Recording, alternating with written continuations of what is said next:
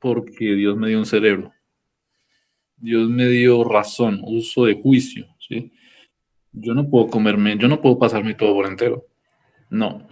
Entonces pues uno pues dentro de los adventistas se crece con ese pensamiento de que tú tienes la verdad, esta es la verdad y nada más que la verdad.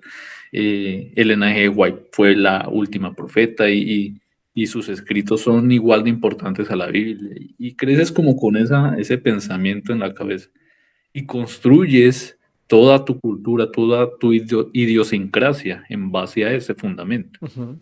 Entonces en algún momento yo dije, bueno, y también debo añadir que en mi trabajo tengo un compañero, un intensivista, yo trabajo en la UCI. Wow. Sí, señor. En plena pandemia también.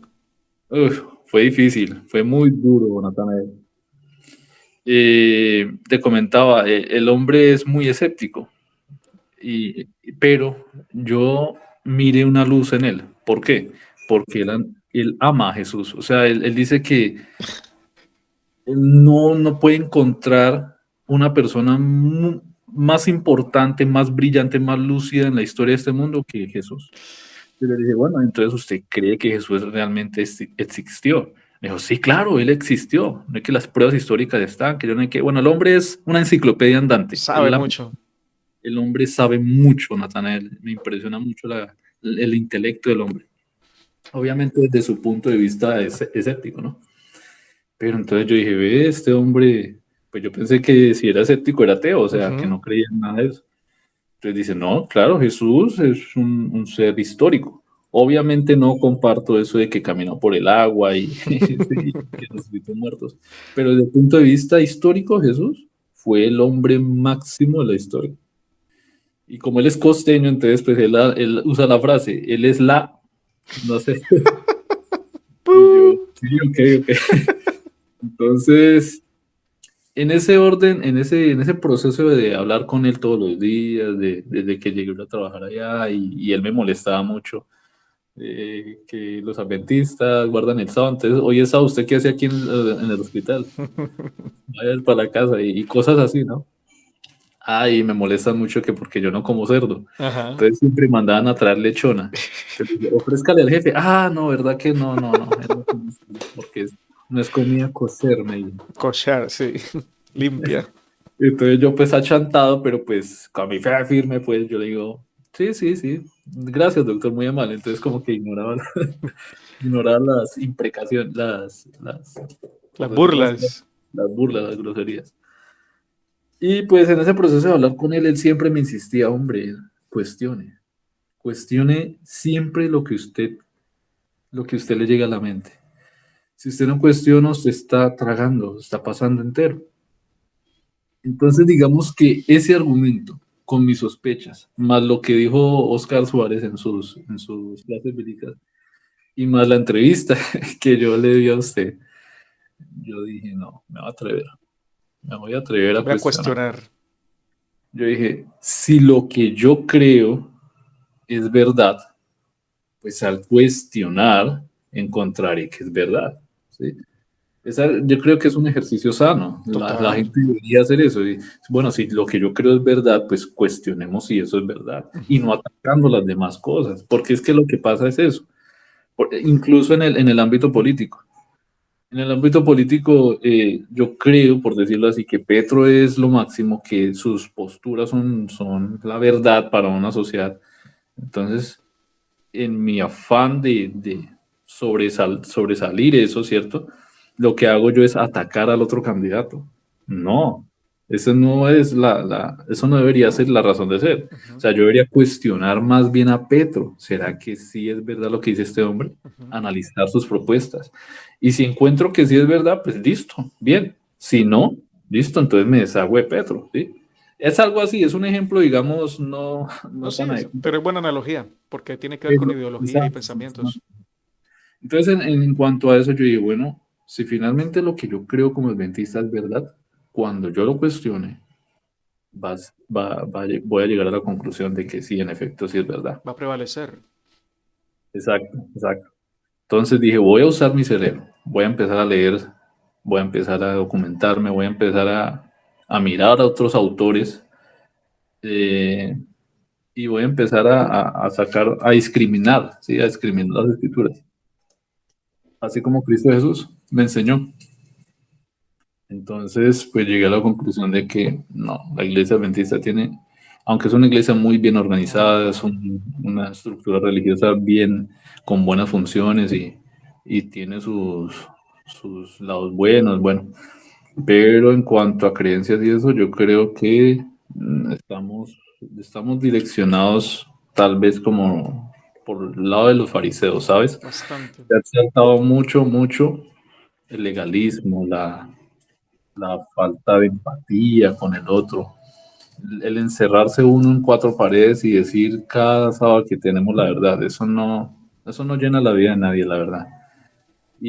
Pues precisamente la iglesia, lo que yo le decía en un comentario una vez de un estudio que tú subiste, la iglesia la hemos comprendido mal, la hemos analizado bajo un estandarte religioso y no debe ser así. La iglesia se deshace de los estándares religiosos. Precisamente a eso vino Cristo Jesús.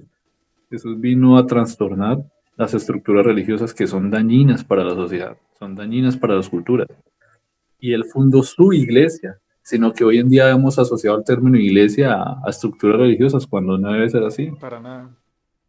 La iglesia es la representación viva de Cristo Jesús aquí en la tierra, ¿sí? Entonces, digamos que ese fue el asunto. Y lo que empecé yo a cuestionar, dije, voy a irme de una vez con el fundamento. Dije, la Biblia es la palabra de Dios, es inerrante, no tiene contradicciones. Y pues cuando empecé con eso, pues me llevó sorpresa de que no es así, ¿no? No sé qué pienses tú, Sí, pero claro. encontré esas falencias. Y empecé ya un poquito más a escuchar a Oscar Sande, a escuchar a Bastián Ángel. De hecho, estoy en un grupo de estudio con Bastián Ángel. Eh, escuchar de Además. También me doy cuenta de que no somos tres ni cuatro los que creemos, son muchísimos más. Veo mucha gente alegre, contenta con este mensaje. Muchas personas, digamos que ansiaban un mensaje así. Ujú. Y hay cambio de vida, o sea, ya uno no señala, ya uno no juzga, ¿sí? O sea, de manera grotesca, de manera grosera, eh, como uno era antes, ya eso lo deja uno a un lado. Y ya empieza uno como a deshacerse de esa vestimenta de fariseo, ¿no? Y empieza uno a considerar el amor de Cristo por sobre todas las cosas, ¿sí? De amar al otro sin importar cómo sea. Los Y dos ese, grandes principios. y ese amor es el que convierte. Creo que ese fue el fundamento de Cristo para la iglesia, el amor. El mismo Señor Jesús dijo, y en esto conocerán Que son que mis son mis discípulos. discípulos si os amáis unos a otros. Y en la iglesia falta mucho amor, ¿sí? Se sacó eso a un lado. Incluso la misma Elena G. White dice que Cristo está fuera esperando, está tocando la puerta, como en el mensaje a la Odisea, donde dice que Cristo toca la puerta. O sea, quiere decir de que Jesús está afuera esperando que le abran. Ujú. Imagínense, entonces, en ese orden de ideas, hasta la misma Elena G. White reconoce la falta de Cristo en la iglesia, la Sí. falta de Jesús en el corazón de las personas. Y como la historia se repite, pues estamos otra vez llegando a los mismos, estamos retornando a los mismos principios del fariseísmo, del judaísmo, en su viva expresión, donde si tú no crees que esto es así, donde si tú no obedeces la ley como es, y donde tú no, mejor dicho, todas estas cosas, pues tú estás mal, te vas a perder, ¿sí? El Padre o Dios te va a castigar, te va a quemar, te va a destruir. Entonces, ese es, digamos que, el asunto por el cual yo me arriesgué y pues ahorita estoy en este camino. Lo que yo te decía, no lo he confesado en la iglesia. Eh, llegará el momento en que lo haga o no sé si este video se preste para eso. Yo creo que sí. Te van a ver. Entonces, pues nada, asumo las consecuencias. ¿Por qué sigo asistiendo, Natanael? Porque hay un sentido de afiliación. O sea, Claro. mis grandes amigos están ahí, eh, las recochas con los jóvenes están ahí, mm, mis padres me gusta mucho cantar. y creo que eso no se le puede negar a nadie. O Ujú. sea, así tú no seas adventista, pero si te gusta ir a la iglesia, pues no veo el por qué se le tenga que negar. Igual si me llegan a vetar o de alguna forma a cancelar la entrada, aunque no creo, no sé si estoy diciendo cosas que no son, pues bueno, lo asumo con serenidad y con respeto, porque respeto las libertades y en ese orden de ideas, si respeto las libertades, pues los respeto a ellos también. Seguiría yendo a la iglesia igual, aunque te digan que no puedes cantar o algo así. Sí, sí, sí, tal cual, seguiré yendo porque ahí están mis buenos amigos. Aunque para serte sincero, ya en estos últimos días, en estos últimos sábados, no me la he pasado tan metido en la iglesia. Me la he pasado, digamos, paseando. Me voy, digamos, a San Juan, donde está mi mejor amigo, y voy a la iglesia ya con él. Y cantas allá. Sí, a veces me dan la posibilidad de cantar, o a veces me dicen, tenga la clase bíblica, perdón, la lección de escuela sabática. Y yo, no, qué pena, no la estudié. Pero eso da a entender de que pues todavía consideran que uno tiene su talento. Dejando a un lado la modestia, eso pues a mí me gusta mucho exponer, me gusta mucho leer, me gusta mucho que escuchen mi punto de vista y así mismo me gusta escucharlos. ¿Cómo haces Por- para quedarte en silencio en los repasos de escuela sabática cuando escuchas algo que no está de acuerdo con lo que ahora crees? ¿Cómo haces? ¿Cómo te aguantas? Uy, Natanael, buena pregunta, mano.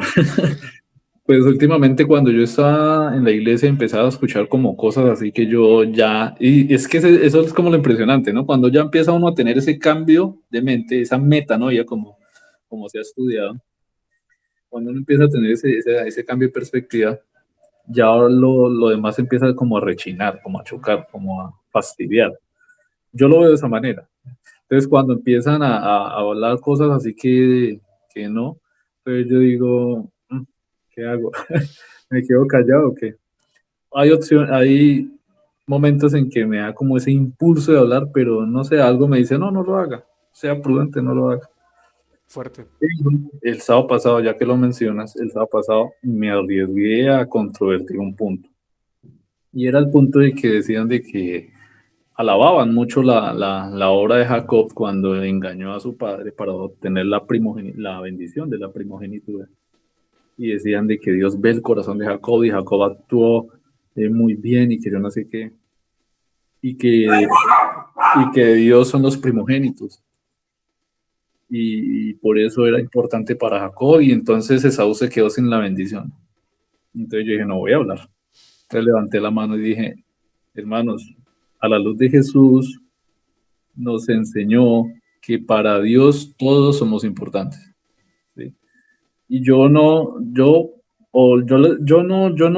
ahora ya no expongo mis ideas como personales. Yo ahorita les pregunto, le digo, ¿qué opinan ustedes de Jacob engañar, robar la primogenitura? ¿Es eso adecuado a la luz de Cristo? Entonces se quedan callados y empezaban como a razonar. Yo decía, no, para mí no, porque a la luz de Cristo Jesús, Jesús nos enseña que Dios el Padre nos ama a todos, tanto a buenos como a malos, ¿sí? Tanto a primogénitos como ultimogénitos, tanto al primero, al segundo, al tercero, al cuarto hijo, tanto a negros como a blancos. O sea, empecé como a entrar en detalle con ellos, decía, hombre, no, eso no es así. Decía, luego el hermano que estaba dirigiendo el repaso me decía, pero te recuerdo, hermano Rafael, y lo hacía así como manera de, de ironía. Te recuerdo, hermano Rafael, que en la Biblia dice que para Dios era todo primogénito, que eso era lo más esencial para él. Entonces yo le decía, sí, hermano, es que yo no estoy diciendo que en la Biblia no lo diga. Lo que estoy diciendo es que a la luz de Cristo Jesús, que es por quien debemos filtrar las escrituras, esa perspectiva no tiene cabida a los ojos de Dios. Pues que acaso usted no ha leído que Dios ama a todos, de que para Él tanto el bueno como el malo es importante, que hace salir su sol sobre justos y pecadores. Entonces, bueno, ya como que se dispersó las opiniones, ya empezaron a discutir otras cosas y me senté y me callé, siguieron diciendo sus cosas y como que sentí un fresquito y dije, bueno, me liberé un poquito, liberé un poquito de energía de mi chakra. Entonces, Esa fue la única vez, la única y la última vez que lo he hecho. No sé si se vengan más después. No sé Probablemente si... con este video te toque dar alguna respuesta a muchas preguntas que van a surgir. Rafael, ¿tu apellido es Toro, Rafael Toro? sí, señor. Wow, apellido bravo, yo. Toro Fuerte. Valencia. Sí, sí, sí. Y eres profesional en enfermería. ¿Cómo se llama el título? Soy enfermero profesional. Enfermero Enfermero profesional. ¿Y profesional trabajas cuánto del- hace? yo me gradué en el 2017.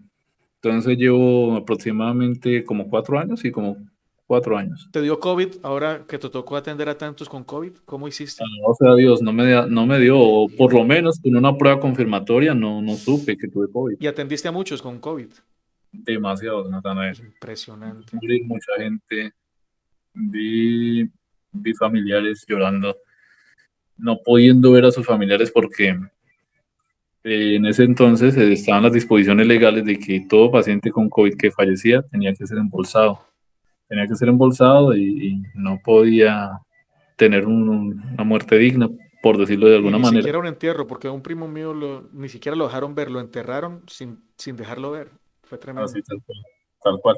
Los familiares quedan con ese dolor, un dolor que para ellos, no, pues imagínate, no nunca más volver a ver a su familia. Y Y tú pues a raíz de eso, viendo eso, no te desanimabas, no decías, no, yo mejor me renuncio a este trabajo. O sea, no pasó eso por tu sí, mente. sí, sí, claro, muchas veces pensé en tirar la toalla, ¿sí? En renunciar al trabajo porque es muy pesado, fue Todos los un ambiente días. muy agresivo. Miraba gente morir, gente llorar, el cansancio de usar un uniforme, el calor insoportable, la careta empañada, el tapabocas aquí tallando en la nariz, eh, Impresionante. el estrés de los médicos, la desesperanza de ver que llegan pacientes y dicen, no, este paciente no va a salir. O sea, cuando ingresaban a la UCI, uno miraba de una vez la cara del paciente, miraba uno la condición del paciente y los exámenes clínicos, uno decía, No sale. este paciente no sale. Pero pues bueno, se toca aceptarlo porque pues está soportado con el ventilador, o sea, con el respirador, y pues eso toca recibirlo allá en la UCI, es allá donde deben estar. Mucha gente, mucha gente. Prácticamente teníamos ocupación del 100% en la UCI siempre, Wow, siempre. wow, Y era wow. impresionante, Nataner, porque moría una persona y a los 5 minutos estaban llamando para subir el otro. ¿Ya podemos subir el otro? Tremendo. Ya nos espera, adecuamos el cubículo, lo desinfectamos. Y así pasa, así duramos un año pesado. Moría un paciente a los 5 minutos estaban subiendo el otro, el otro, el otro. Y, la escasez de recursos, no, ya llegó un punto en que los medicamentos empezaron a agotarse, la sedación, los insumos de, perdón, los insumos de guante, los tapabocas empezaron a escasearse. Entonces eso, claro, eso genera un impacto estresante, demasiado estresante en el personal de salud. Estoy Y pues, entrevistando literalmente a un héroe de verdad, y lo digo para gloria de Dios, porque ustedes hicieron un trabajo maravilloso que muy pocas veces nosotros podemos reconocer con altura como se lo merecen ustedes. Arriesgaron su vida una y otra vez todos los días por otros, por amor a otros. Me imagino que así sí, como viste gente morir, también viste gente con milagros muy pocas, recuperarse. muy pocas, pero sí, sí se vieron unos que otros. Esto fue desastroso, la verdad, fue muy, muy desastroso, porque fueron más los que murieron, muchísimos más los que murieron. Pero sí, uno miraba uno que otro caso de gente que salía y gente que uno a veces ni esperaba. O Ujú. sea, este señor se va a morir. Pero mentiras, ¿no? Llegaba al punto en donde reaccionaban bien al tratamiento, reaccionaban bien a los soportes y salían adelante.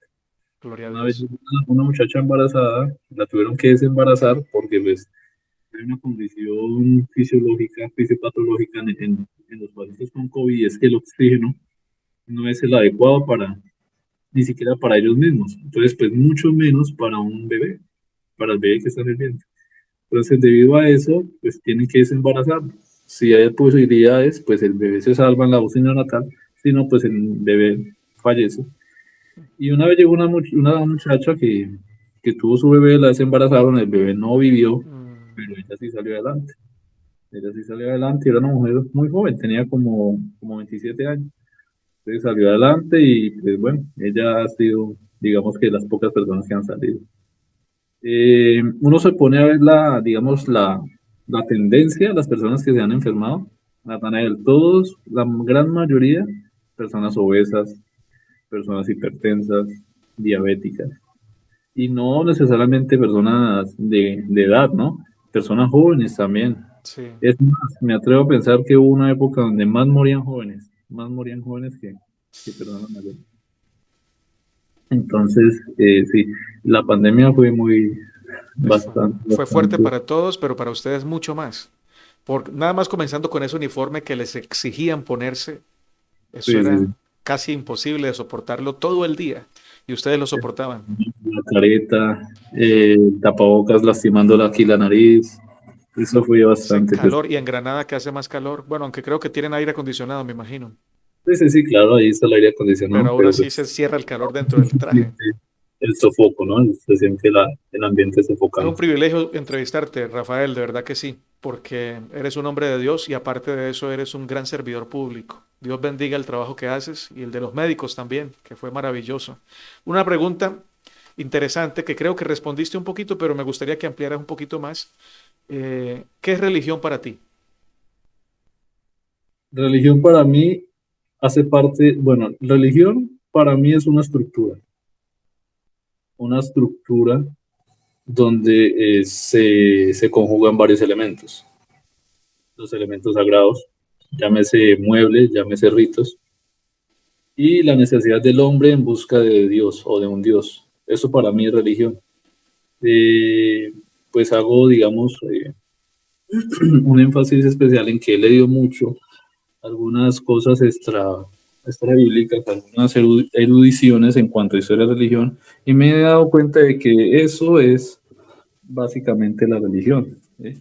Concebir un sistema, una estructura cultural, más que religiosa, es cultural, porque cada cultura tiene su religión.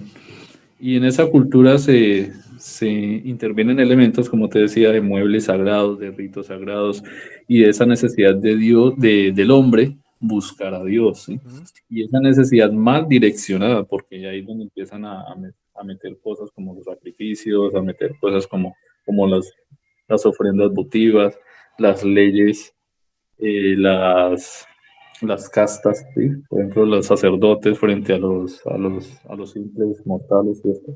Los laicos. Los laicos, exacto. Y eso ha trascendido a través de la historia. O sea, uno pensaría que no, que la iglesia adventista es pues lo digo ya abiertamente aquí, que la iglesia adventista pues es una trascendencia del judaísmo y que Dios aprueba esa iglesia y que Dios creó esa iglesia. Pero no, no es así. Me he puesto a leer libros, por ejemplo, leí un libro, lo estoy leyendo, se llama Historia de las religiones y las creencias de un erudito bíblico que se llama Mircea Eliade. Es un erudito en cuanto a historia de religión. Ujú. Y él expone ahí las diferentes maneras de cosmovisión, de cómo los antepasados metían en su estructura cultural, metían aquello de la religión. Y cuando me pongo a analizar eso, todo eso ha trascendido desde los sumerios, que es la estructura religiosa más antigua documentada, los sumerios. Todo eso ha trascendido a través de la historia de la humanidad. Muchas de las creencias de los sumerios hoy en día están latentes, incluso en el adventista. El considerar un templo, unas cuatro paredes, como un lugar sagrado, esto hace parte de los sumerios, eso hace parte de la estructura religiosa arcaica. Aunque dicho sea de paso, no es la iglesia en sí la que lo considera, pero los miembros sí han llegado a considerar que la iglesia son las cuatro paredes. No todos, pero algunos tienen esa mala información.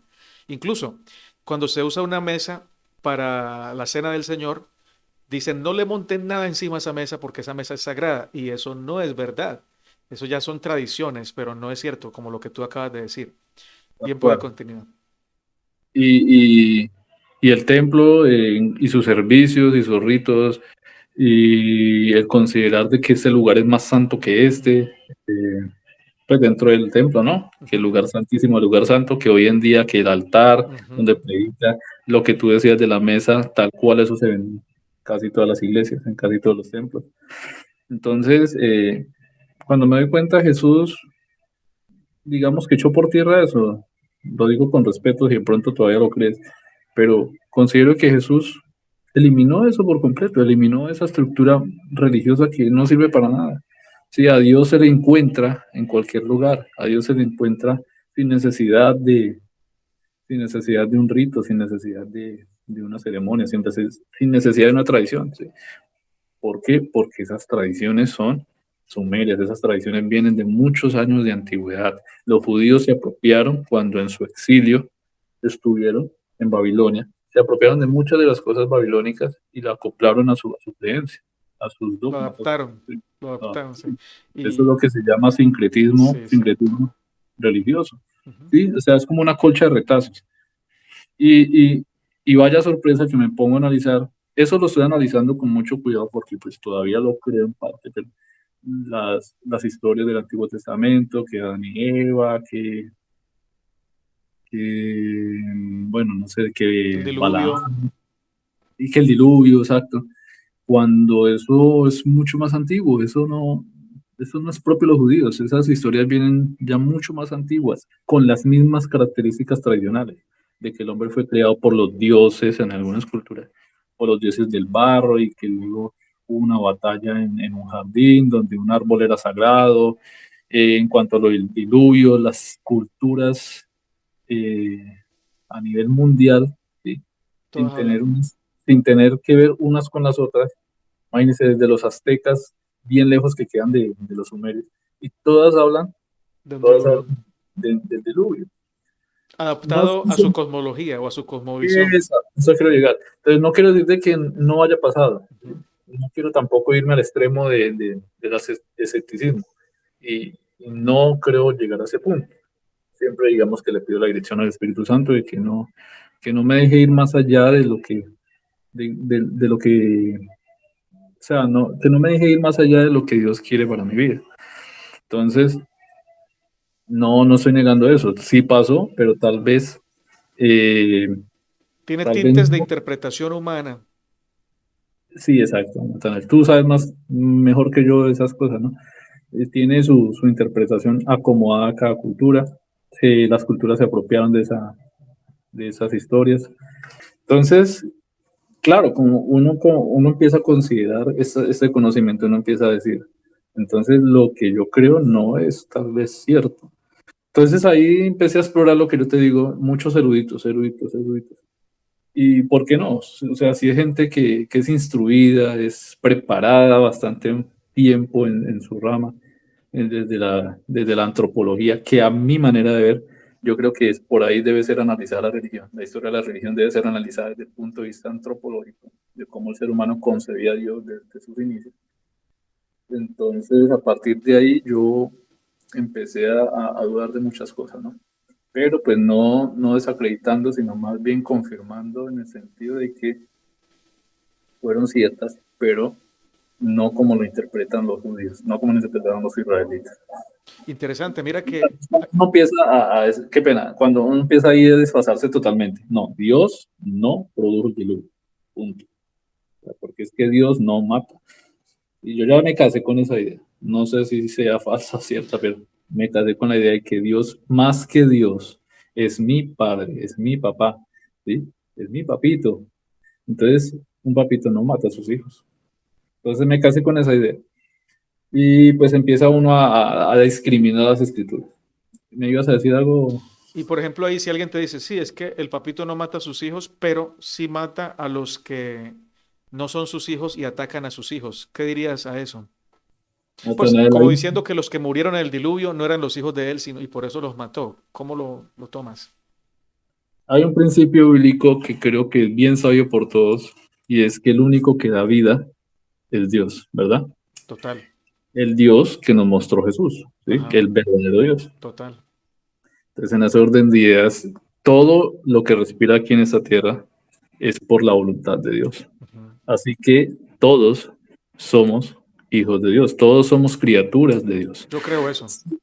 Si no fuera así, Natanael, entonces creo que también esto hay que analizarlo bajo la perspectiva de una de las características de Dios, se me fue en ese momento la palabra, de la omnisciencia, ¿no? Ujú.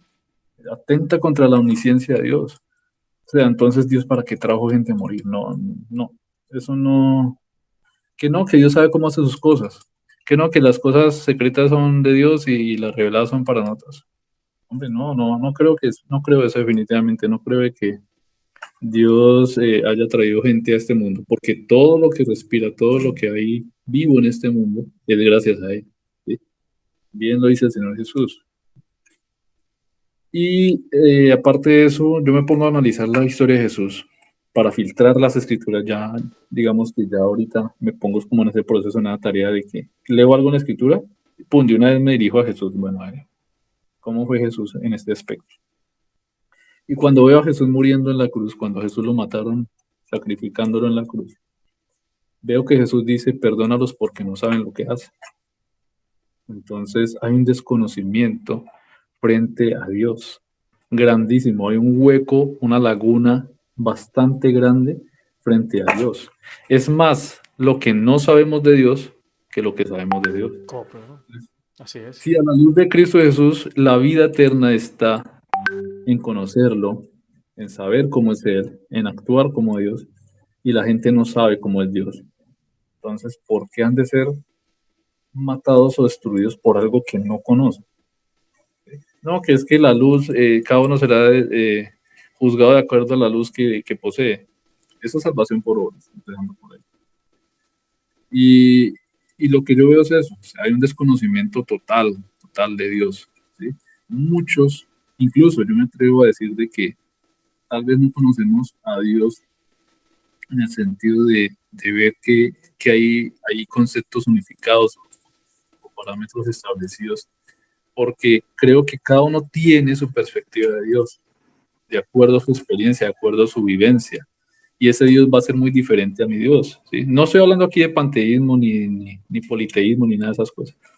Estoy hablando de cómo concibimos a Dios personalmente. ¿Sí? Por ejemplo, tú concibes a Dios de una manera muy diferente de pronto a la mía, ¿sí?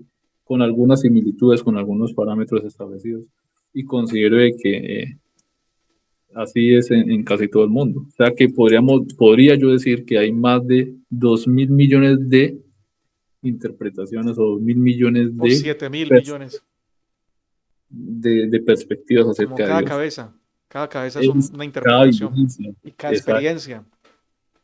Y pues lo que yo me pongo a analizar es que de todas maneras, entre todas esas interpretaciones de Dios debe primar la más fundamental, y es que Dios es amor. Amén. ¿Sí?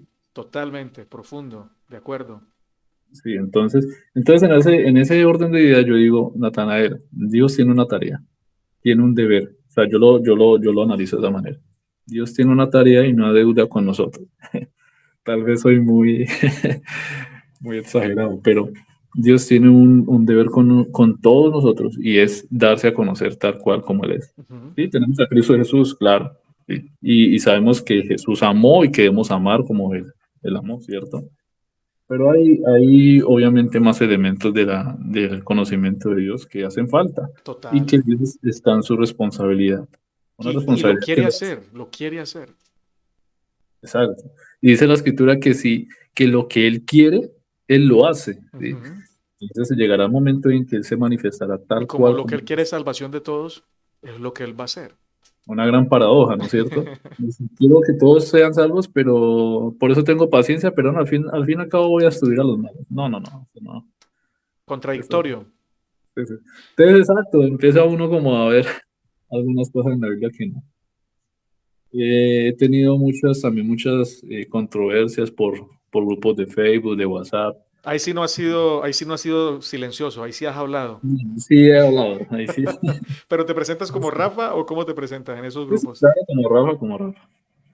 Entonces, y asimismo también me ha traído grandes amigos. Por ahí me estoy hablando con un amigo de México, que el hombre es afín, aunque no completamente en cuanto a las ideas del universalismo, que dicho sea de paso, tampoco es que creo en el universalismo como tal.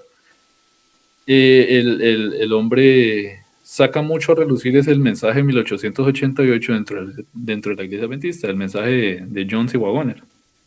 La justificación por la fe. Exacto, donde, donde quedó incompleto, ¿sí? Esa es como el boom de ahorita. Quedó incompleto el mensaje, entonces que está la teología de la última generación y que los encargados de esa teología deben vindicar el carácter de Dios y analizar de que Dios no destruye a nadie, que el pecado destruye a la gente, sí, pero que Dios no destruye a nadie. Entonces, pues no necesariamente es universalista, pero pues empezó a considerar. Tiene una parte. Y sí, sí, claro. Y me hice muy amigo de él y todos los días hablamos. ¿Y qué leíste hoy? A ver, documentame. Entonces el hombre ahí me empieza a mostrar, mira lo que leí. Y yo también le muestro, mira también lo que yo leí. Y nos mandamos así emoticones de, oh, sorprendido. Sí, la verdad que he visto bastante ese movimiento también agarrar fuerza dentro de la iglesia y en el mundo. Ellos dicen que Dios no mata. Yo digo amén por eso, Dios no mata. Pero sí dicen que al final el pecado va a destruir a millones de personas. Sí, Pero yo tengo un problema con esa concepción, porque es casi como decir que Dios se queda con los brazos cruzados, dejando que al final la última palabra la tenga el pecado sobre millones de personas. Y yo creo que Dios no va a hacer eso, porque Dios tiene una voluntad y además tiene un corazón y una empatía y quiere salvar a todos. Por sí, tanto, sí, el pecado no va a tener la última palabra. Ujú. exacto. Y a la luz de Jesús es así, ¿no? Cuando Jesús estaba muriendo, pues podría uno decir, bueno, el Padre se creó de brazos cruzados. Pero ¿qué pasó luego? Resucitó. Total. Entonces, es que en Jesús están todas las claves para entender cómo actúa Dios con los seres Y humanos. Pablo dice que con Jesús morimos todos, pero con Él resucitamos todos. Todos en Cristo morimos, todos en Cristo resucitamos.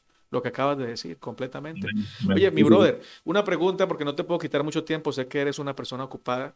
Eh, ¿No crees en el universalismo, pero crees que Dios va a salvar a todas las personas? Es que empezando por algo, Natanael, yo no estoy de acuerdo con las etiquetas, Ujú, porque las etiquetas no definen completamente al ser humano. El ser humano es tan complejo como para etiquetarlo, o sea, no me parece. ujú, Y la etiqueta del universalismo dicta que todos los caminos conducen a Roma, ujú. pero no, solo hay un camino, Cristo. Cristo Jesús. Pero entonces, en ese orden de ideas, en cuanto a lo que yo te decía, el desconocimiento de Dios y de mucha gente que no tiene nada que ver con el cristianismo, por ejemplo, no dejemos a un lado los millones y millones de budistas, los millones y millones de musulmanes, los millones y millones de, incluso de gente atea, que no tienen una experiencia viva con Cristo Jesús. Esa gente que se va a morir así como así, no lo creo. Entonces, Jesús es el único camino y el camino es tan, pero eh, tan universal que todos van a disfrutar de ese camino. En algún momento, no lo sé. Por ahí lo estamos analizando Sí. con Bastián Ángel en un grupo de estudio. ¿Quieres, crees que va a pasar?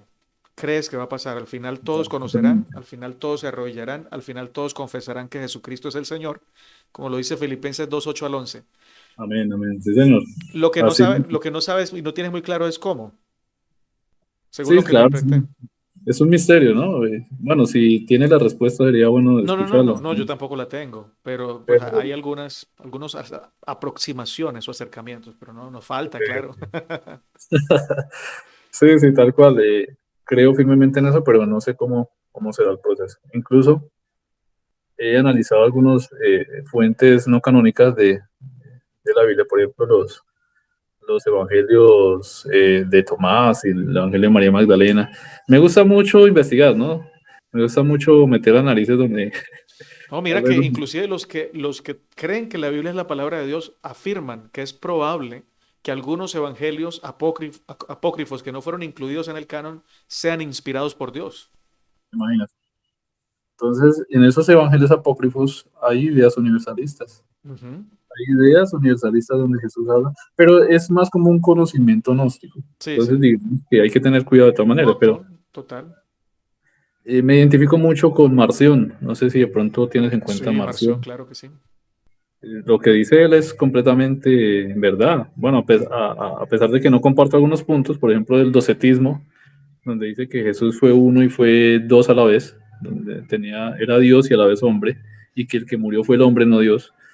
Entonces, bueno, ideas raras, ¿no? Pero sin embargo, Marción en su teología habla de que el Dios del Antiguo Testamento es muy contrario a Dios Como como lo si lo muestra. hubieran comprendido mal y hubieran vertido a Dios por su mala comprensión de una manera que Dios no quería. Pero Claro, Dios lo toleró. y él lo llama el demiurgo, ¿sí? Ujú. Es algo raro. Y también me identifico con muchos autores actuales, como hay un autor gringo, dos autores gringos que me gusta mucho leerlos en un blog que ellos tienen que se llama Pateos. Eh, Te recomiendo que lo leas, son muy buenos escritores que tienen muchas publicaciones. Uno se llama Mateo Di Stefano y otro se llama Kate Giles. Y los hombres son universalistas, pero se identifican más como el cristianismo progresista, ¿no? Y ellos, digamos que refuerzan algunas ideas. Yo digo, wow, sí, tienen razón. Algunas ideas Tiene universalistas. sentido. ¿Y Sí, tú qué no, dices es que, a los que te dicen que eres pagano por creer que Dios va a salvar a todos al final? ¿Qué crees de eso? pues creo que es más pagano el que cree que no. Porque a través de toda la historia de la religión se han construido dogmas, se han construido creencias, se han construido cárceles mentales que hacen que la gente se suma tanto en su religión que considera a los demás equivocados. Y debido a eso se han desarrollado guerras, y debido a eso se han desarrollado discriminación racial, debido a eso se ha Torturas. desarrollado todo lo anticristiano posible. Por ejemplo, la hoguera se basaba en eso, la hoguera de la era medieval. El que no crea es apóstata, es satánico y hay que quemarlo. Porque si Dios lo va a quemar, ¿por qué la iglesia no lo puede hacer? Qué tremendo, ¿no? Impresionante. Tremendo. Y así a través de toda la historia de la religión. Es algo bonito, no hay que tenerle miedo, no hay que tenerle miedo a ver otros eruditos. Es muy bonito leer eruditos expertos en la religión, que cuentan la historia de la religión desde los sumerios, incluso de muchas épocas arcaicas. Y ver de que todo es similar, todo es Babilonia, porque Babilonia es la confusión, ¿no? Sí, Las estructuras religiosas son Babilonia, ¿sí? Quien se libera de eso es quien tiene a Cristo en su corazón, independientemente en qué sistema religioso esté. Pero si esa persona tiene a Cristo en su corazón, ama, hace las cosas del Padre, pues creo que esa persona es la que se ha liberado de Babilonia. A pesar de que tenga sus creencias, sus credos, en algún momento Dios le hará desechar esas cosas. así Entonces, es. Muchas gracias. Última pregunta. Después de que conociste que Dios puede y quiere salvar a todos y lo hará, ¿eso te inspiró a pecar? ¿Te llevó a desordenarte? ¿O te ha colocado en el corazón un mayor deseo de servir a Dios y de agradarlo? sí, tal cual, Natanael. Pues el principal argumento que contradice tal enseñanza es esa, de que la gente se motiva a pecar, la gente ya es más abierta con su actitud pecaminosa, ¿no? Pero no, yo no lo veo así, yo no lo veo de esa manera y no sé cómo explicarlo, pero a mi modo de ver personal de lo que ha pasado en mi vida, incluso yo hasta me siento un poco más necesitado de Cristo. ¿Verdad? Si antes estaba necesitado de Cristo, ahora hoy más. Porque veo de que lo que realmente funciona en la vida de toda persona es una relación familiar con el Padre. Ujú. Entonces, cuando cada vez que peco, que siento como yo digo, Señor, me faltó comunicarme contigo, me faltó estar en presencia contigo, perdóname y ayúdame a seguir. Y pues ya no tengo como esa culpabilidad, eso de que Señor, perdóname, si no me va a quemar, Señor, perdóname. No, eso ya no lo considero. Lo que sí considero es que necesito una relación familiar con el Padre. Eso es lo que Jesús me enseñó. Si tú estás conectado con el Padre, todo va a fluir bien, ¿sí? Entonces, no me motiva a pecar para nada. Al contrario, me da un sentido más grande del pecado, me da un sentido más grande de la maldad. Me hace ver de que el mundo necesita a Dios. Totalmente. Y si te dicen que te saliste de la iglesia porque piensas diferente, ¿para ti qué es la iglesia? Última pregunta. Dije que era la última, pero aprovechándome de tu tiempo, cómo la ves? Natanael, la iglesia es las personas que se edifican sobre Cristo Jesús. Dice la escritura de que Él es la piedra angular y todas las piedras que se montan en esa piedra angular es la iglesia de Dios, la iglesia de Cristo. Que la etimología de la palabra iglesia no tiene nada que ver con estructura religiosa, nada que ver con ritos, nada que ver con templos siquiera. Sí, Jesús es el templo, ¿sí? Los que se edifican sobre Él. Entonces la cuestión de la iglesia, empezando por la etimología, la historia de la palabra iglesia, La iglesia era un concepto meramente político, un concepto meramente democrático en los tiempos Asamblea, griegos. eclesía. Era la asamblea, la eclesía. La gente se reunía para luchar por las necesidades de los demás, ¿sí? Para debatir sobre las necesidades de determinadas razas, para debatir sobre las necesidades y hacer todo lo posible para que esas necesidades fueran Suplidas. suplidas, ¿sí? Y eso era la eclesía en ese tiempo, la iglesia. Entonces Jesús quiere un grupo de personas que se reúnan, que se amen los unos a los otros y que salgan, porque pues la etimología también entraña un significado de estar afuera, no adentro, de salir, de ir afuera a testificar, que testificar no es dar estudios bíblicos, eso también, eso no, tiene uno que deshacerse de ese concepto de dar estudios bíblicos. Bueno, aunque no digo que no satanizo tampoco pues el hecho de que den estudios bíblicos, pero digamos, lo esencial, lo importante de testificar es mostrar que Cristo vive en el corazón. ¿Y cómo se muestra eso? Haciendo cosas, no explicando cosas. ¿Sí? Dice el Señor muy bien en su palabra, ¿por qué me llamáis Señor, Señor? Y no Y hacéis. no hacéis lo que yo os digo. Entonces, para Dios es más importante el que hagan que el que digan o que el que se haga llamar religioso. Nos creen más por lo que hacemos que por lo que decimos. Tal cual. Eso es la testificación, ¿sí? Esa es la testificación. Entonces, Gracias. si usted se pone a analizar, si nos ponemos a analizar eso va en contra de toda estructura religiosa, porque las estructuras religiosas buscan es hacerse llamar, ¿sí? Hacerse llamar, hago parte de un sistema, por eso hago esto y aquello, ¿sí? Ujú. Entonces, por eso sacrifico, por eso, hablando de antigüedad, ¿no? Por eso Sí, sacrifico, por eso soy sacerdote, por eso, no como eh, esto o como aquello. exactamente, exactamente. Y hoy en día, pues ha trascendido tanto el concepto que incluso no se atreven a decir que si comes carne, pues estás mal. No tienes el Espíritu Santo, me dijo alguien. ¿Usted come carne? Sí. Ah, entonces usted no le creo cuando predica porque no tiene el Espíritu Santo. Me dijo alguien. Jesús comía pescado, entonces no entiendo. Y yo creo que carne también, porque el cordero de Pascual se comía carne, con hierbas Claro, amargas, pero se comía, y en la última cena él comió cordero. Sí, seguramente. ahora que lo mencionas. Claro, y no solo él, Pedro también, y Y por los si a grandes. alguien no le queda claro, en el Antiguo Testamento, cuando se presentan los tres ángeles, uno de ellos era Jesús, porque Abraham se postra, y le trae cordero, y le trae queso, y le trae leche, y dice la Biblia que se lo comieron todo. Y entonces ahí, ¿cómo conciliar esa idea? Es que lo que yo te decía hace poco, Natanael, somos expertos, hacemos malabares con las escrituras para poder conciliarlas todas, cuando no es posible, no es posible conciliarlas. Entonces, sí, ¿no? Ha trascendido la idea de las obras, ¿no? La idea de hacerse ver como religioso ante una sociedad que no, eso no deja impresión, no es significativo para una sociedad. A la sociedad no le importa que tú seas adventista, pentecostal, testigo de Jehová, no, a la sociedad no le importa eso. A la sociedad le importa es que tú eres por la necesidad de los demás. Incluso me pongo a analizar y hacer un paralelo entre las demás culturas y la cultura japonesa es una cultura muy bonita. La Fuertemente. cultura japonesa dicta más o menos que si tú estás bien, entonces yo estoy bien.